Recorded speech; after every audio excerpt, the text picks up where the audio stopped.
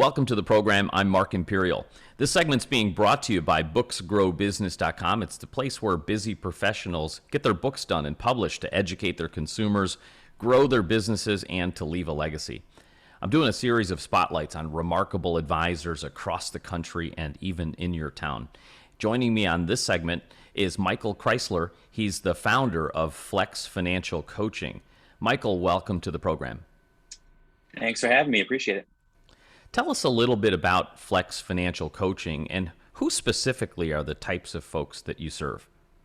For sure. So I worked with a lot of advisors throughout the years at a financial technology firm. And one area of folks that I really found, probably needed the most financial advice and didn't really have access to advisors were those folks that were just starting out in their career, younger families, just folks who are making a good living, but maybe not knowing where everything is going.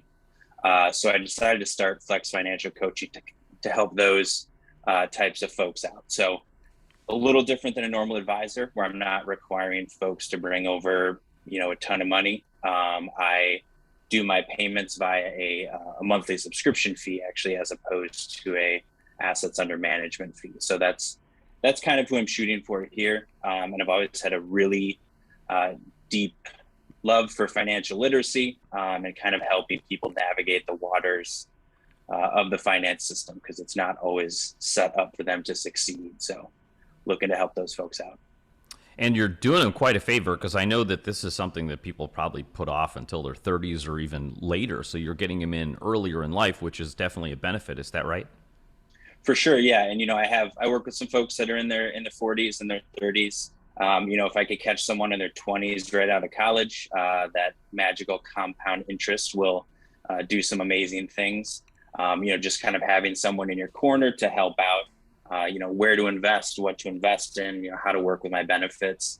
But another thing I really live on and kind of strive for is just a judgment-free zone. So if you're in your 40s and your 50s, you're still young. And if you haven't done any savings yet, it's all good. We'll start from there. We just kind of start from square one and build from there. Kind of, past is the past, and then future's the future.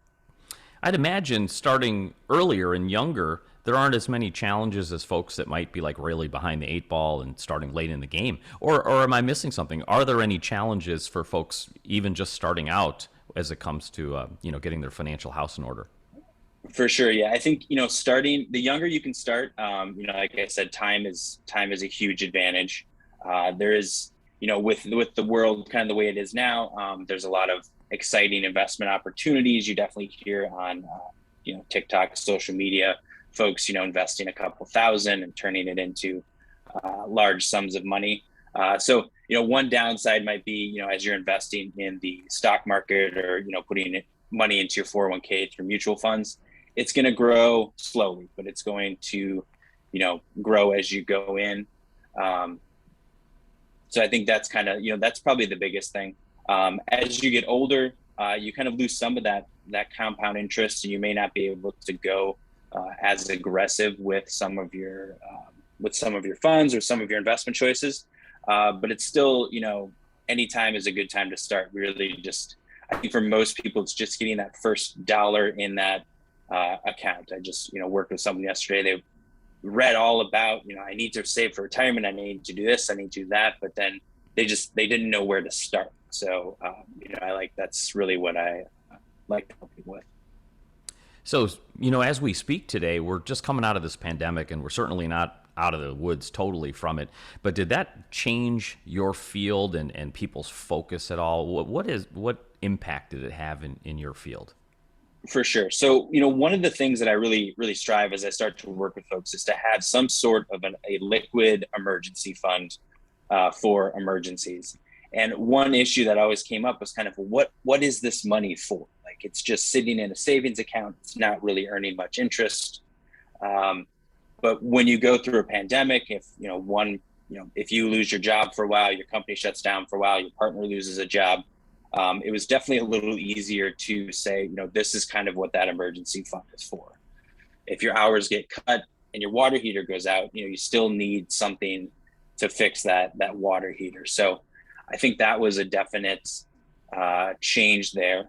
So that was, kind of positive for us. And then I think the other positive thing was folks just realizing, maybe I'm putting in too many hours. Maybe this isn't exactly what I want to do with my life, kind of being home for a while.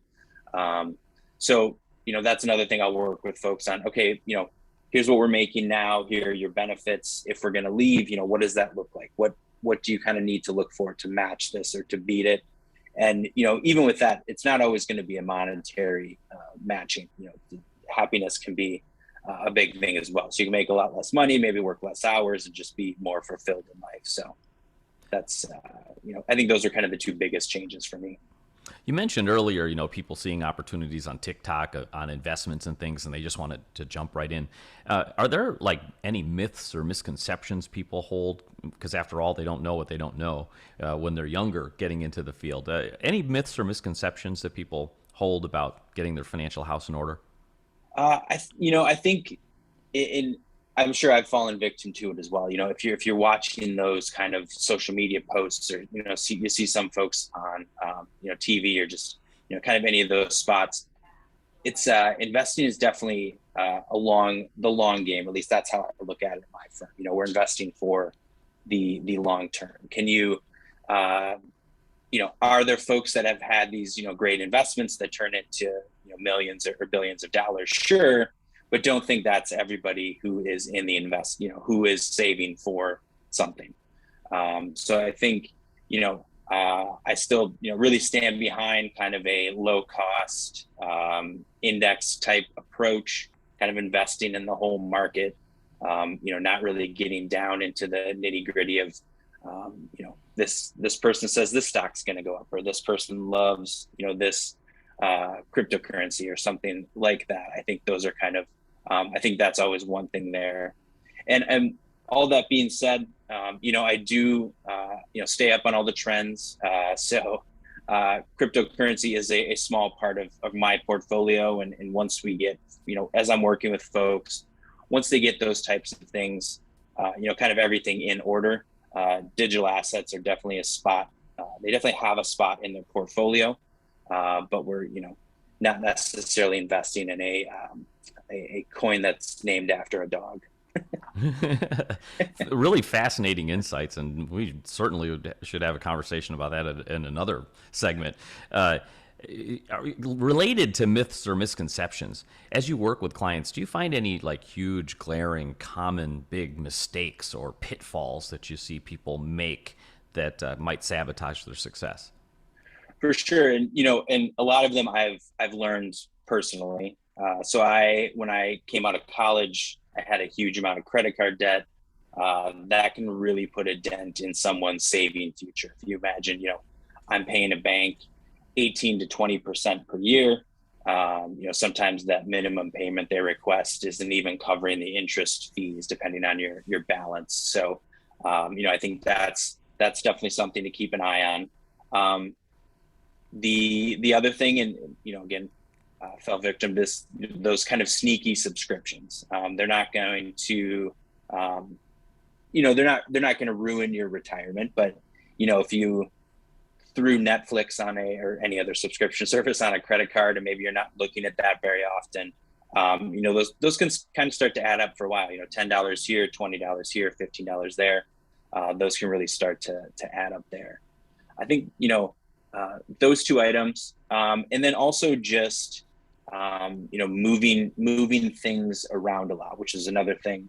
I think I knew I knew enough to be dangerous when I was a little younger. So it's kind of, I'm kind of sliding. Let's invest in this. Let's invest in this. Let's invest in this.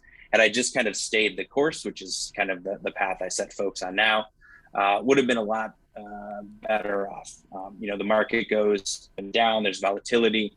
But we plan for that. So that's, I think those are kind of the three kind of biggest missteps, I guess we'll call them, but nothing that can't be fixed quickly. I appreciate that. Michael, what inspired you to get in this line of work and help people get their financial houses in order? How'd you get started? Yeah, I think for me, the biggest thing was, like I said, I came out of college. I had great money. My parents were great with money. I had great money role models. We didn't have an abundance of money, but we kind of never really felt like we didn't have enough. They were great at saving, great at budgeting. And somehow, even with that, as I went into school and came out of school, I was just spending money like crazy. I'm definitely a spender.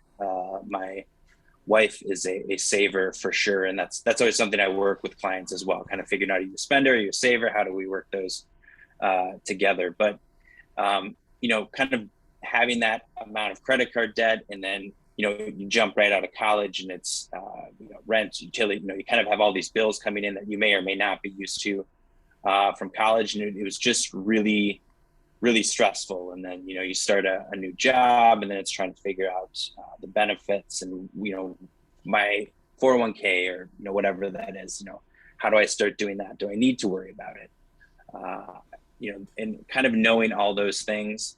And then as I worked with my first few clients, just seeing that they were paying fees for their checking account, or again, paying credit card interest. They hadn't taken a look at their, insurance at all. Can I maybe get this a little less expensive somewhere? There's a lot of things that, having someone in your corner to help remind you to do things, or just say, hey, let's move this checking account, because, paying $15 a month to this bank is not really worth, they're not giving you anything spectacular for that. So I think, financial literacy, helping folks that really, are kind of in that income range that need to be helped. Those are kind of my biggest reasons for starting out. Sounds really rewarding too, because I'd imagine these folks really can appreciate those insights that they overlook in their everyday lives. So, Michael, before I ask you my last question,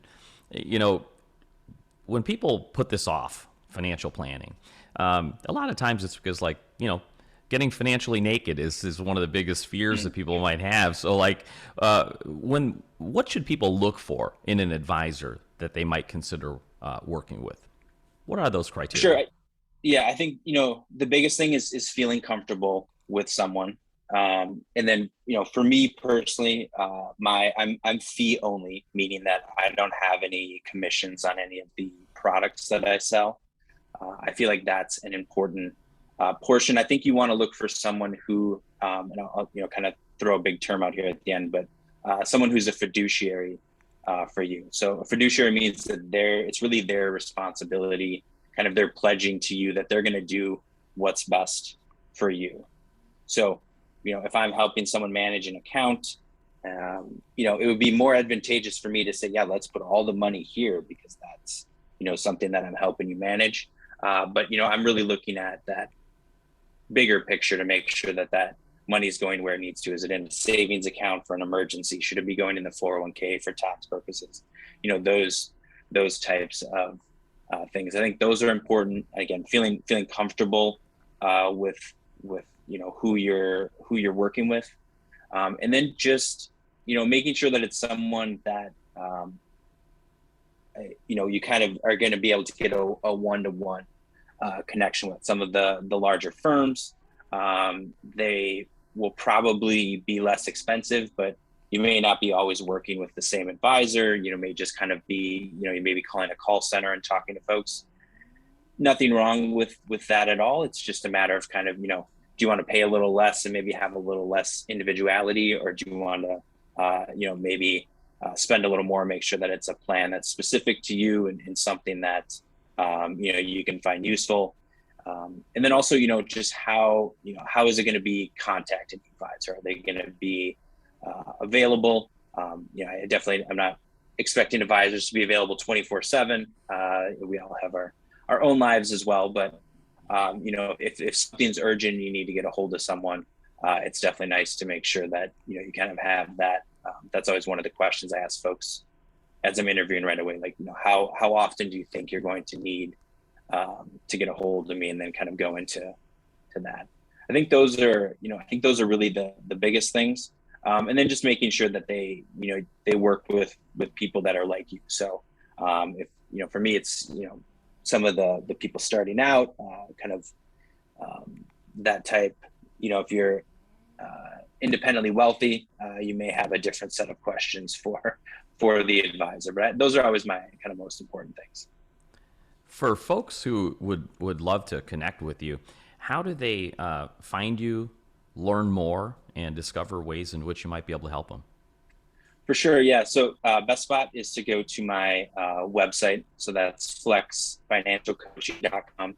There's a spot there. You can kind of, see what products or see what services I offer, and then you can also set up a quick consultation there. So that consultation is really so you can meet me. We can talk through kind of what you're looking for, any goals that you have, and then build from there if we both feel that the relationship should move forward.